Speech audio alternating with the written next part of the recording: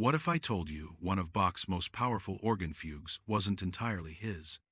BWV 579, the Fugue in B minor, holds a secret. Its driving theme was borrowed from the Italian master, Arcangelo Corelli. Bach didn't just copy it. He transformed a simple dance into a towering cathedral of sound.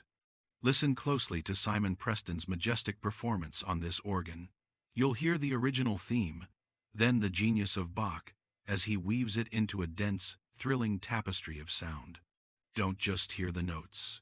Discover the secret conversation between two baroque giants. Listen to the full 5 minutes and unlock the enigma of BWV 579.